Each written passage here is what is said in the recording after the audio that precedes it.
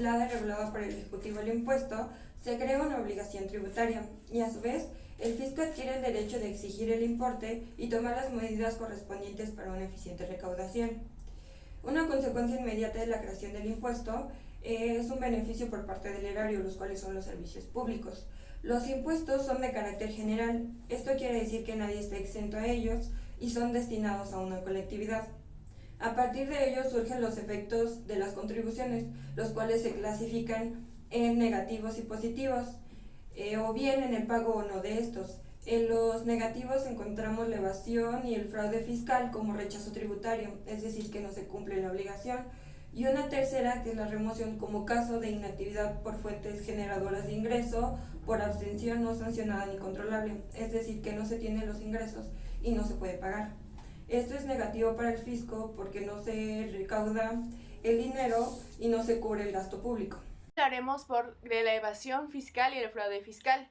Primero que nada tenemos que la evasión es el incumplimiento del impuesto, ya sea por ignorancia o imposibilidad del material. Tenemos esto regulado en el artículo 31, fracción cuarta de la Constitución Política de los Estados Unidos Mexicanos.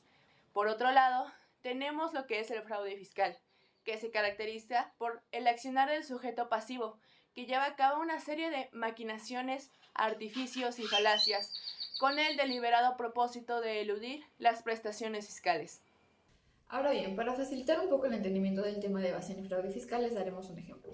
Uno muy común en evasión fiscal es el trámite de altas de vehículos en entidades federativas con bajos costos de tenencia respecto al lugar habitual de residencia del propietario. En esa red no solamente se incluye al dueño del automóvil, sino también a los distribuidores de automóviles y a los gestores, que se aprovechan de las lagunas legales o de la falta de coordinación de entidades federativas, lo que les facilita el no pago de impuestos.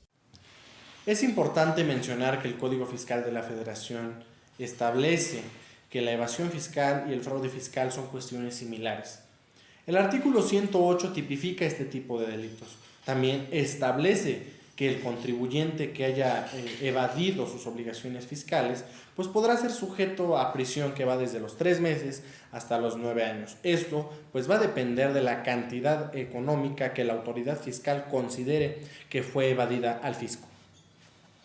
A lo largo de este contenido hemos abordado el fraude y la evasión fiscal como formas de incumplimiento de las obligaciones tributarias que nos impone el Estado y que por tanto crean efectos negativos para el mismo. Tratando de explicar cuáles son las razones de existencia del fraude y la evasión, se afirma que cada impuesto específico posee también causas específicas que provocan sus efectos negativos.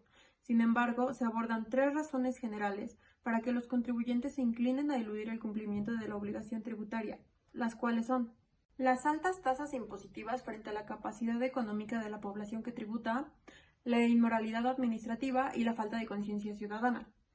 Para concluir, hemos considerado que para controlar el efecto negativo que produce el fraude y la evasión fiscal, el único medio que se considera idóneo es la imposición de sanciones cuyo rigor prevenga y reprima estas conductas antisociales, siempre teniendo en cuenta que se debe aplicar con la debida prudencia para no afectar ni cometer injusticias contra los ciudadanos o contribuyentes que sí actúan de buena fe.